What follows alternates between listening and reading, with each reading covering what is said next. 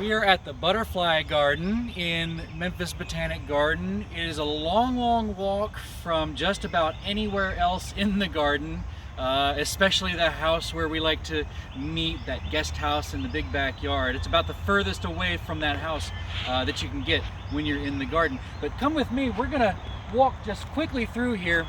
It's still a little bit early in the season for butterfly eggs and things like that, but this is a really great place to find that kind of thing when we get further into the season. As you can see, we are a Monarch Way Station, a certified butterfly garden, which means that the butterflies that come here are definitely certified. No, that's not true. I don't know what that means. But we are a certified Monarch Way Station, which means that the monarch butterflies that migrate from the northern parts of North America up in Canada to down through Central and South America, this is one of the places where they like to stop and maybe even lay some eggs so that we get some baby monarchs, some caterpillars coming through. So come across the bridge with me. As we walk across the bridge, we can see where things are really still very restful right now. It's a little bit chilly today. It's in like the 50s today. So there's not a whole lot of activity going on, but there's always something to be found. Anytime you come to any garden, all you have to do is just look a little bit and you can find something pretty cool.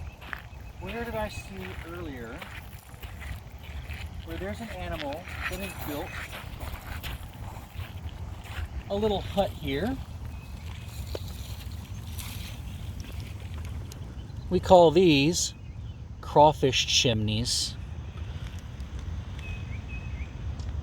And there's a little creature that lives in there called a crawfish. I'm not going to go digging in there right now because they have little pinchers and they might not be too happy about me grabbing around in their home. But there's always something pretty cool to find out here. When the weather gets a little bit warmer, these are just some of the butterflies that we can expect to see, and the caterpillars as well. These are their little caterpillar babies, and the caterpillars, of course, turn into those beautiful butterflies.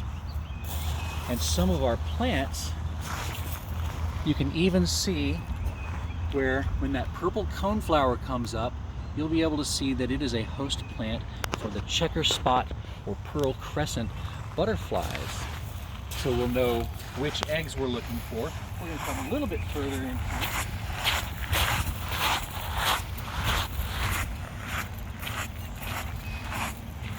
Here in this little swampy area, this will be a great place for things like frogs and toads and even dragonflies to lay their eggs.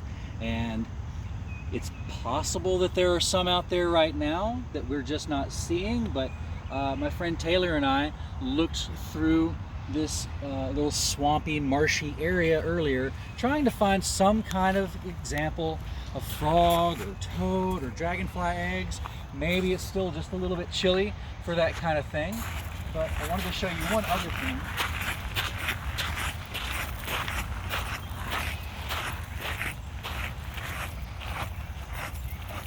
When we do find caterpillars, and when we do find where they've gone into their little chrysalises, we like to clip that plant and put it here in the Bugman caterpillar house so that they stay nice and protected from the animals that might like to eat them. Because there are some animals that really love the taste of a butterfly or a caterpillar or a chrysalis. And since it's just hanging there, we like to put it in some kind of protection. So we're going to go to the woodland next. We're going to see if we can find any evidence of eggs.